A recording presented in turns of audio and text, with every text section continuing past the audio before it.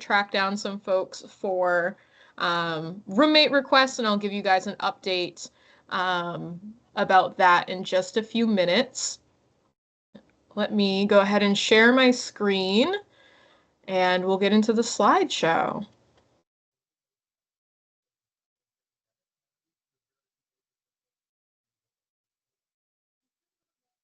Okay.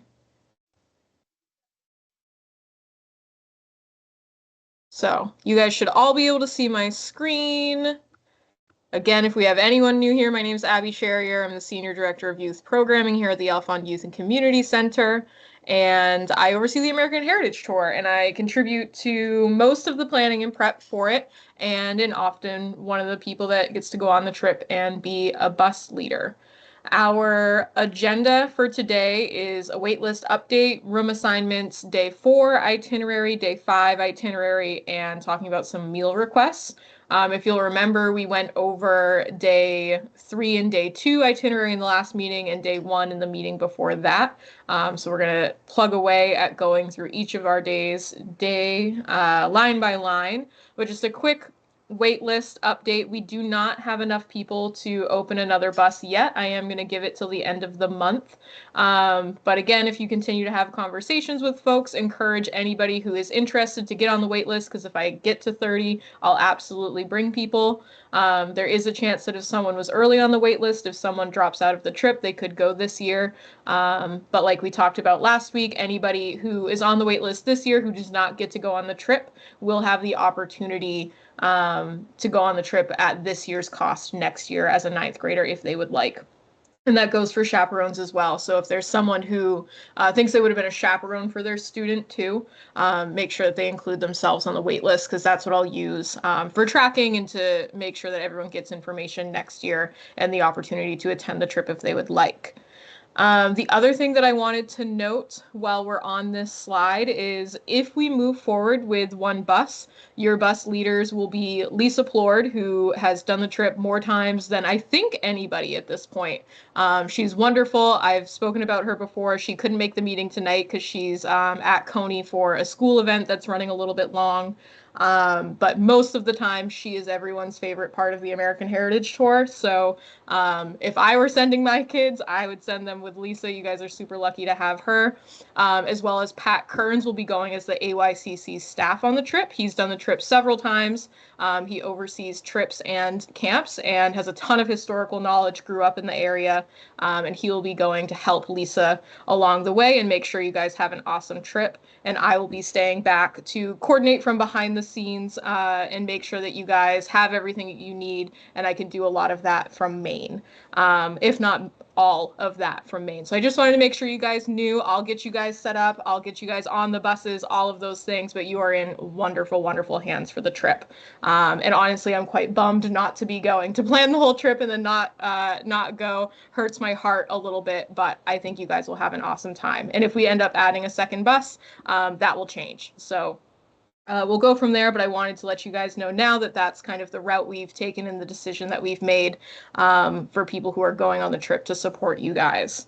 I'm going to change up my agenda just a little bit and jump back to room assignments at the end of the call, hopefully when we have the most amount of people, because my guess is that may be where a lot of our questions lie. So I'm actually going to hop ahead to our day 4 itinerary. So for day 4, and I'm going to jump out of the slideshow to go to a couple digital resources in just a minute, we are still in DC. So if you remember, day 3 is our first DC day. Let me slideshow from current slide. DC is our first day in DC is day 3. This is our second day. So in day 3, we had Mount Vernon. We did some free time. We did our monuments tour. And if you remember from last time we met, we have an awesome hotel right in DC this year. So that saves you guys a ton of travel time in and out of the city, which I'm super excited about. So on this day, you actually get to sleep in a little bit. Breakfast will be at 7:30. We'll load the bus at 8:30, and we're doing a short ride over to do photos outside of the White House. So we don't get passes to go in the White House. If you would like to try and get into the White House, you usually have to reach out through a senator and see if they can get you a tour. And that's something you guys can coordinate. But we go to the back of the White House near Lafayette Square. I'll show you in just a minute. And that's where we do like our big group photos, and we set you guys up to do individual photos, school photos, whatever you want. And we just take 20-30 minutes to do that with all of you. From there, we walk over to Ford's Theater, where we will be able to go into the museum, into the theater, and see a performance. It's typically kind of a one-man, two-man play. That goes through the night and how everything happened through Lincoln's assassination. So it's a very interesting play. I've seen it multiple times. I think the actors they have right now currently are the best ones I've seen in a long time. Last year we had them for the first time and they were amazing. At the end of our meal at Ford's Theater, right next door is the Hard Rock Cafe, and we're going to do lunch there with everyone. So it's a sit-down dinner. The AYCC pays. There is a group menu, so it's a menu of Hard Rock Cafe items, but it's not their full menu, but it has something for everyone for sure. It's just a little condensed to accommodate a group of our size. And then you guys will start your free time in DC. And this is the chunk of free time that I am currently waiting for the National Air and Space Museum passes to be open for reservations so that I can hopefully get passes for all of you to go there if you would like during this free time. That would be totally optional, but where that's one of the few museums that requires timed entry reservations, again, for free, but you have to have it ahead of time, and sometimes it can be hard to get that week. I'm going to try and get you all passes for this chunk of time. They just aren't open yet. I think maybe by the middle of next week they'll be open, so I can book that for you guys. But I will let you know on the Facebook group if that happens, or I should say when that happens. I'll definitely be able to do it. It's just a matter of when those tickets become available.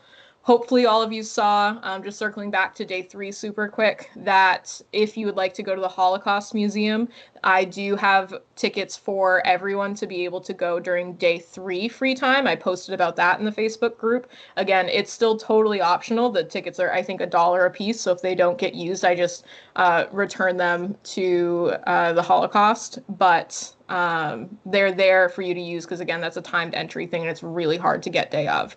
So you have those at your disposal. There's one for everyone. I don't need to know who's going or who wants to go until the morning of, and Lisa and Pat will hand those out to you on the buses. And that'll be the same for the free time in DC on this day. If you want to use one of the passes that I get for the National Air and Space Museum, it'll be available to you. You can get them off the bus. We just have them printed, ready to go. Super duper easy. So after your free time, we'll have vouchers for the Ronald Reagan Food Court. We're going to talk a little bit more about food in a little bit. But this is, like we talked about before, a big voucher system where essentially you're going to get a piece of paper that has QR codes that the different restaurants in the food court can scan, and on the piece of paper it says all the different restaurants you can go to and what you can get at each restaurant for free, like what meals you can get. It's expansive, it's an easy place to get to, and it's also where we're going to get picked up to do our second round of monuments tour. The evening of day 3 we did kind of a first loop. I'm going to show you a map in a minute, and then the evening of day 4 we do a second loop. So I'm going to close out of this for just a second to show you just a couple of things that refer to that day. First being, not that one. Oh gosh, this is in my way. Can I move that? Sorry guys, the toolbar on the top of my page is in my way. Okay, so first thing I wanted to show you was when we kick off our day, over here in Lafayette Square. This is where the White House is. This is where we hang out and take photos. And then we walk down to Ford's Theater, which is right here, short walk. It says 16 minutes. I promise it's not. I don't know how they measure how long it takes people to walk in cities, but it's always quite a bit longer than reality. We come over here to Ford's Theater, and then literally right here next to Ford's Theater is the Hard Rock Cafe. So all very close. And then you're within walking distance to get back to the National Mall. So all right here is the National Mall. So we're very, very close. So we don't bother getting back on a bus because it would take more time to get on and off the bus than it would to just walk down to where the National Mall is and where all those museums are. And then the other thing I wanted to show you was our monuments map. You guys all have access to this folder. It's called AHT Maps. I'll share it again in the Facebook group, but it has tons and tons and tons of good resources that we've gathered over the course of the year. And the reason I put it in a Google Doc or a Google folder is so hopefully you can access it from the trip. So if you're looking like, oh, what should we do today? Maybe we need one more thing for our free time. You can open up the American Heritage Tour Sites to See file and scroll through, and it has all of the addresses, all the good stuff. As it loads here, there you go. All the good stuff to be able to find something to do, a different thing to do. There are things that are color coded. I make notes of what we see as a group, so maybe you don't use your free time for that, but lots of good things. But what I wanted to pull up was this DC Monuments map to show you what we see for monuments on each day. So if you want to see something else, you can plan accordingly. So this is our little monuments map. So on the day 3 evening, what we go to is everything in green. So we usually get dropped off somewhere over here by the Lincoln Memorial, and then you guys have a good chunk of time, usually about an hour and a half, to go to the Lincoln Memorial. The Korean War Veterans Memorial is right here. World War II Memorial is down here, and the Vietnam Veterans Memorial is up here. We usually have the buses pick us up over by the World War II Memorial. So we usually suggest that you do the Lincoln Memorial and then you walk over to the Vietnam Veterans Memorial, do that, and then kind of loop back and up through the Korean War Veterans Memorial and up to World War II. The reason we suggest that is because the Korean War Veterans Memorial, the darker it is, the more interesting it is to go through. It's kind of a memorial that, when lit, is the most impactful in our opinions, me and Lisa and everyone else who's been on the trip. So we like to suggest seeing that one after you've already spent some time at Lincoln and Vietnam Veterans Memorial. And on this night, on day 4, we see the Martin Luther King Jr. Memorial, as well as the FDR Memorial and the Jefferson Memorial. Whoops. So what we usually do is we stop at the Jefferson Memorial. Let's see if I can scroll down. There you go. We have the buses drop us off right here at the Jefferson Memorial. We spend a little bit of time there, and then we get back on the bus, and they drive us down and will drop us off somewhere between the Franklin Roosevelt Memorial and the Martin Luther King Jr. Memorial. So somewhere kind of along this strip. And then you have a good chunk of time to go see both of those. And then once you get back on the bus, you're going back to your hotel for the night, and you should be able to get there pretty quick because it's all right in this city. We don't have a big chunk of travel time at the end of your day now, which is awesome. So I'm going to pause right there for a second and see if anyone has any questions about the day 4 itinerary, whether you want to put it in the chat or come off mute. And if no one has anything, we'll move forward and talk about day 5.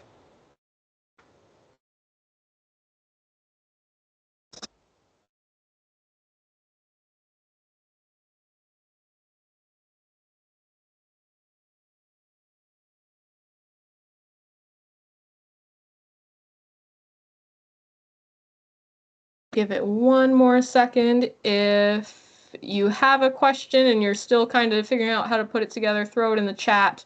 Oh, in our free time, are activities walking distance or some driving distance? That's a really good question. I would say in DC, almost everything that you could want to see is walking distance.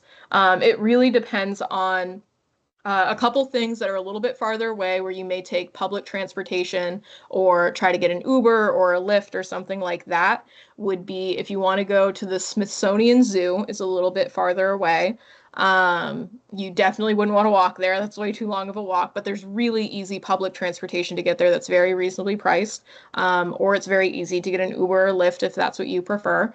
And then the other popular one that a lot of people like to go to, but often will get a car service or try and figure out the bus system for that. I don't know of anyone, to be honest, who's used the bus to get to this place, but you could certainly get an Uber, is the Satellite Museum for the National Air and Space Museum. So we have the National Air and Space Museum that's in the National Mall, and it's very cool. But they also have the Satellite Museum, which is like 30-ish minutes away by car. And it's essentially one big giant hangar building that is full of planes and space shuttles and satellites and all of this crazy stuff. At the end of the meeting, I'll make sure to throw a link for it in the Facebook group, but it's very cool. We actually went there a few years ago when the National Air and Space Museum that's in the National Mall was closed because of construction. We had the whole group go to this place instead. And if you're into air and space, it is, in my opinion, much cooler than the actual Air and Space Museum. It is very, very interesting. Every person that I've ever known who's really into that, that's where I tell them to go because it's worth the time. But those are the only two places in DC that I think you would probably want to come up with some transportation to and not want to walk. Everything else in DC is really easy to get to. And in that folder that I was just showing you guys, and we'll share around again, there's the circulator map, which is, I believe, $1 to get on the circulator bus, and it will bring you around to everything you could want to see in DC. So even if it could be walkable, but you want to save yourself some steps because it's midweek and you're tired, or if it's hot and you want some air conditioning, that's a really good option too. I will say that I would say Philadelphia is also very walkable, but a couple of the things that you'd want to go in a car to see would be like the Rocky Steps. In New York City, it just really depends on what you want to see, and we can talk about that more when we go over our New York City day. But most of the time when you're in DC, you're not taking an Uber. I would say, gosh, I've been on the trip a lot of times, and I think the only time I ever got to an Uber was to go to a very specific art exhibit, and it was pouring rain. And I think the Uber was probably like 10 minutes, and that's what we did that day. It was the Van Gogh experience. It was very cool. Highly recommend, but I'm not sure if it's there anymore because that exhibit moves around. So yeah, I would just look ahead, make sure when you're checking to see timing on your like Apple Maps or Google Maps on your phone that you've clicked walking, not driving, so you don't get yourself into a bind thinking that you have a 15-minute walk when really it's a 15-minute drive. And a lot of times walking can be just as fast if it's a short distance because traffic is kind of miserable in the cities, especially depending on the day and what else could be going on. So hopefully that answers your question. If it doesn't, go ahead and ask me another one in the chat, but I'm going to go and move forward to our next day on the itinerary.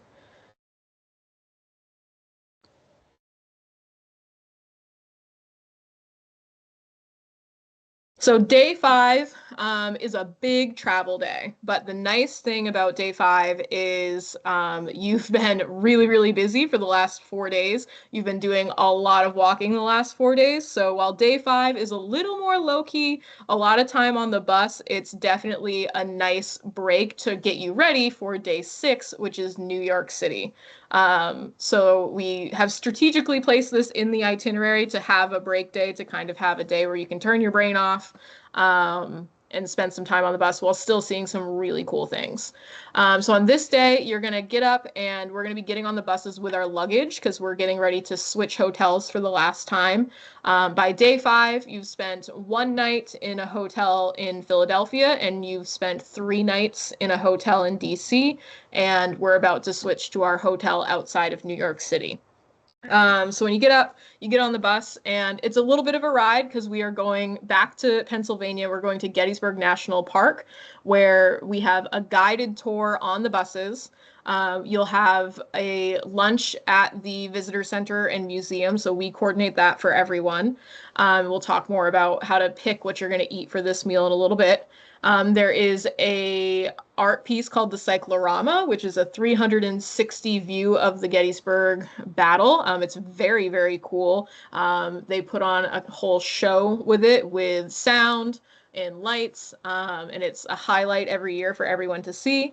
And you go up and see that art exhibit right after you watch a video called New Birth of Freedom, which kind of lays out the entire Battle of Gettysburg before, during, and after, and how it impacted the town of Gettysburg. So we do all of that at Gettysburg National Military Park. You'll also have some time to explore the museum that's there. They have a particularly good gift shop that I've always noticed that students seem to get a lot from there. And fingers crossed, it's a really beautiful, nice day. We've gotten lucky the last couple of years where it's a gorgeous day. You're driving around the park on the bus with a guided tour guide whose expertise is Gettysburg, and you get to learn a lot.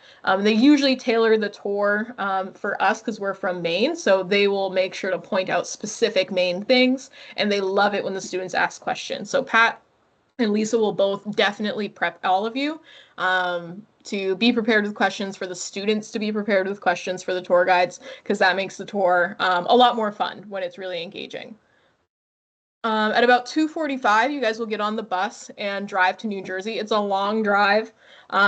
We try and get you right on and get you out there before traffic gets super bad. But again, we pop in some movies, we hang out. This is your time to really rest, relax, and gear up for the big New York City day. It's also a good time to plan some stuff that you may have not planned yet to do in New York City.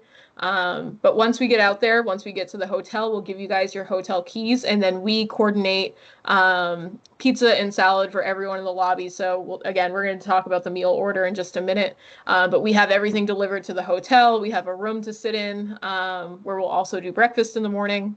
And you guys all come down. We do it buffet style. We get good New York pizza and salads to go with it. And that's what we do for dinner. And that's kind of the night. So it's an early night for sure, especially compared to our other days.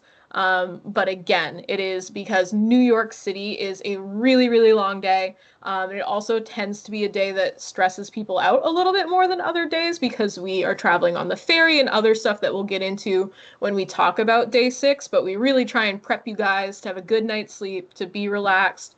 Sometimes people do some laundry on this day, that kind of stuff, because we do have a little bit more time in the hotel. So I'll stop sharing again for a moment. Does anyone have questions about this day 5, going to Gettysburg, driving out to New Jersey, anything like that?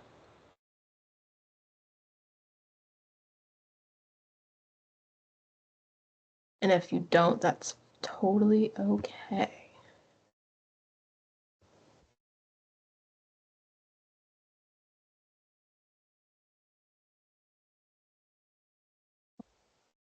So our next thing that we're going to talk about is meal orders, and then we'll get into the hotel room assignments. Let me go through sharing my screen again. Do, do, do, do, do.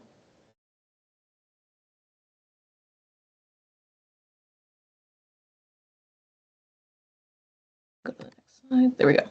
So meal requests, I'm going to show you what they look like in just a minute. But I need all participants to fill out the meal request sheet that I'm going to show you by March 1st so that I can place everyone's orders for them. I'm going to explain exactly how you fill it out, and I just want to note that when you complete your meal order, your order should get emailed back to you, and it will save you time on the trip and save everyone time on the trip, to be honest, if you remember to save that email so you can remember what you requested for meals.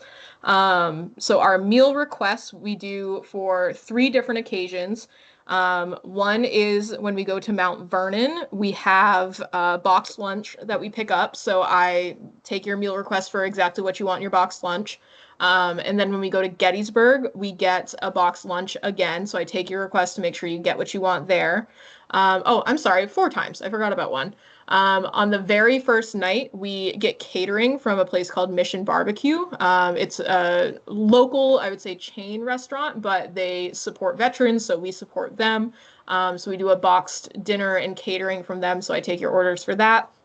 And then, like we just talked about, on day 5, we do pizza and salad in the lobby. So I take requests for what people want for that. And in all of this, making sure that I capture dietary needs, allergies, all of that good stuff. So I will show you this, and then I will send this out after the meeting. This is your meal order. It's really straightforward. I do have to have one order per participant. So at the very top, you're going to fill in who's going to be eating the food. So if you're doing this for your student, you put your student's name in. And then I ask that you also put the name of the chaperone of the group. That way, sometimes we can get stuff organized by chaperone group, and that saves a lot of time. And then you'll just go through and pick what you would like for each meal. So it'll be, first one is that Mission Barbecue dinner that we do. So you pick between your sandwiches. It says what you have for sides, and there is an option for vegetarians and vegan down here. And then at the very bottom, you'll see that there is an option to list dietary restrictions and that kind of stuff. Your next meal that you have listed is from Gettysburg. So again, this is boxed lunch. It comes with pasta salad, chips, brownie, fruit cup, bottled water, and condiments automatically on the side. So you'll pick out whatever you want. There's sandwiches, there's salads, lots of options. And then your Mount Vernon one comes with fruit chips, condiments on the side. You pick out which one you want. On this one, I always make a push for the veggie wrap. Maybe it's not everyone's cup of tea, but it's so good. I get it every year. I'm genuinely sad I'm not going to get it this year. I love their veggie wrap, and I'm not a vegetarian, but it's delicious. It's great. And then at the very bottom, what type of pizza would you eat? And I just like to have a head count to know if you would eat salad. That way I can make sure I get enough for everyone. Sometimes it's hard to gauge in a group. And then again, I ask for you to provide any food allergies for this person or requests. That way I can make sure to pass that on to the people that are providing the meals. It is really helpful if you delineate between if it is an allergy, or a choice. So for example, if you are gluten-free by choice is different than if you have celiac. If you don't like mayonnaise versus being allergic to mayonnaise, I just want to really make sure that they get that right. And to be honest, everyone that we work with for meals has been phenomenal. I don't think we've had any issues over the last couple of years as far as accommodating the food allergies and making sure everything works. They've always been very, very lovely to work with. So we like to use all of these groups. And we did get some feedback last year that the Gettysburg meals weren't that great, which is why we're doing different Gettysburg meals this year. So last year there were only a couple sandwich options. And the sandwiches were pretty small, so we had some hungry folks. So we upgraded our catering option for this year so that the meals include a lot more, bigger portion sizes, and a lot more options. So I'm excited that we were able to do that for you guys, and hopefully you have a nice full belly on your Gettysburg Day. Do I have any questions about meal requests? And just a reminder, those need to be filled out by March 1st, and I'll send those along. And we do keep a list. So one of the things that I make sure Lisa and Pat will have on the bus is the list of what everyone asked for at each place. So if you don't remember to save the email, or if you forget, or if your phone dies, something like that, they can help you out and they'll make sure that you know. But if you don't have any questions about meals, we're going to the very last thing, which is room assignments. So I'm still working on those. I had to track some people down even today to finalize some stuff. So this will continue to be a work in progress. Once I'm going to show you where we're at as far as progress goes right now. And then once it's complete, I'll make sure I share that around with everyone so you guys can get eyes on it and make sure that I didn't make a mistake. I'm human. But I know that often who you room with can be a source of anxiety for folks as they're gearing up for the trip. So I would really like to have this done as soon as possible so that everyone can start processing that, communicate with who they need to communicate with, maybe meet roommates if they don't know their roommates from school or from work or from family, whatever it may be. So if you're someone that I'm still waiting on roommate requests, there aren't very many of you. A lot of you did a really, really awesome job. Please check your email and get back to me as soon as possible, not just for my sake, but for the entire group's sake. So I'm going to share my screen one last time. Excuse me. So this is our current status. Everyone in green I have communicated with. I know your room request. You are all set. I don't need any information from you currently. Everyone in blue, I'm still communicating with to finalize roommates. So that doesn't mean like a lot of you I've already heard from on this list. And I appreciate that. I'm just putting the final touches on things. And some of you I am still waiting to hear back, but I will say very, very few. A lot of you have been phenomenal. And if you hadn't heard from me, it's because I'm working on some things behind the scene. So as long as you don't have an email from me that you are avoiding responding to, we're all caught up. We're all good. If I was waiting for something from you, I would be reaching out, I promise. Right now, we're in pretty good shape, but we're about halfway done with our roommate requests. So when it is done, like I said, you'll get this Excel sheet just like this, and it'll be sent out. Please note, and I remind every group every year, moving forward in this process, you guys are going to get information like phone numbers from each other. Phone numbers maybe for people you don't know, but we share it for emergency purposes. You're going to see lists of people with first names and last names. This is all private information, and you shouldn't be sharing this with anybody else. I wouldn't be sharing it if it's not something you would end up seeing anyway, because everyone's going to have to see a room chart to know what's going on. But just please don't go around sharing a whole bunch of information that isn't necessarily yours to share. So I'm going to stop sharing my screen for right now, and then I would love to hear if anyone has any questions about roommates and room assignments. Again, the vast majority I've heard from, the vast majority I know what's going on. There are just a couple that I'm still working with.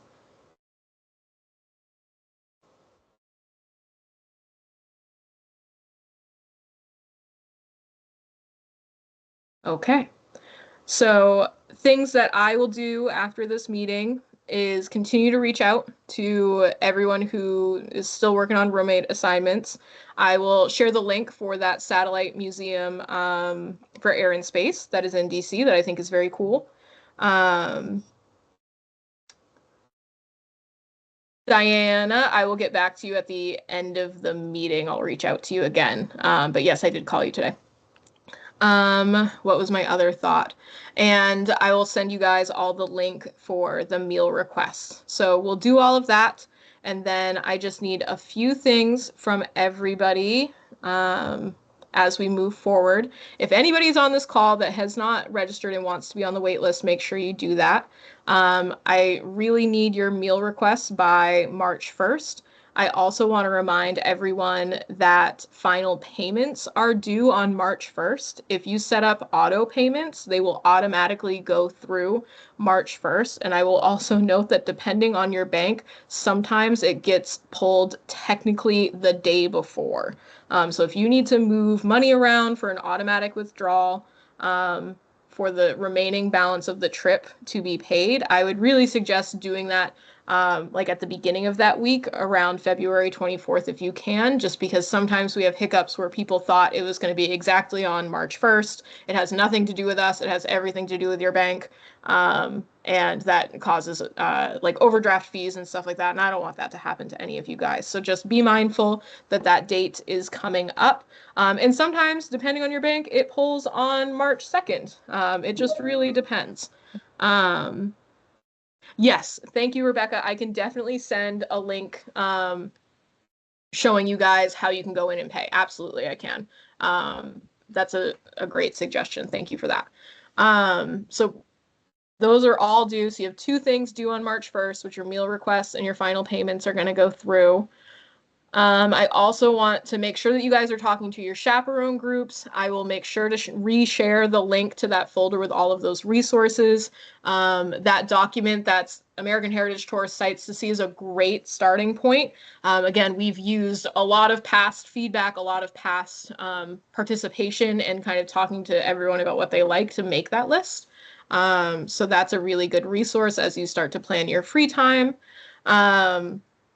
There are a couple chaperones that I'll be following up with about background checks as well. And then our next virtual meeting is March 4th. and our mandatory in-person meeting is going to be April 1st. That is a meeting where we will go over the entire trip in full. Lisa and Pat will both be there, so you'll be able to meet them, and they're going to talk about all of their kind of ins and outs and best practices on the trip and all the nuances and kind of hidden things that they've learned over the years, their wealth of knowledge, as well as we are going to hand out all of the apparel. So we've talked about it in a couple meetings, but we haven't talked about it recently, is that students and chaperones, you all get 2 shirts and a jacket. Chaperones wear red, students wear blue. And you'll have the opportunity to buy some additional apparel at the meeting as well. I have already heard from at least one family that their student has a play that they're in that night. I do not expect anyone to miss a play, a concert, their sporting event, anything like that for this meeting. We can set up a separate time to connect if the April 1st date doesn't work for you. I totally understand that everyone has lives, and I'm happy to meet on the side if it's a need. If you can accommodate and be there, that is ideal, so I can have as many of you there as possible to make sure that as many of you as possible get all the information that you need in that one meeting. If your student cannot attend, that's okay. If maybe you are a chaperone and you can't attend because of a work meeting or whatever it may be, but your student can go with a friend to pick up their apparel and to listen to the meeting, or with another chaperone or with their parent, that is all fine as well. I just want to make sure that you guys get all of the information that you need, as well as get the apparel that you need to wear on the trip, or the really important things that we have to think about. What time is the in-person meeting? That is such a good question. Let me look. We usually start it between 6 and 6:30 to try and give people time to get there. It's usually doors open at 6. So if you want to go through and start getting your apparel, and if we have we usually do our phone tree and that kind of stuff, then the actual meeting will start at 6:30. But that's a good question. And it will be at the AYCC, and we just do it in the gyms. It's the biggest space that will fit all of you and all of the apparel that I have to lay out. Does anyone else have any questions?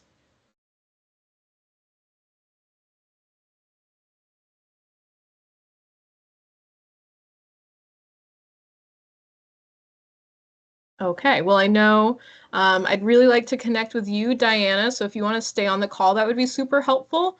But everyone else, if you think of something, shoot me an email. But otherwise, you'll be hearing from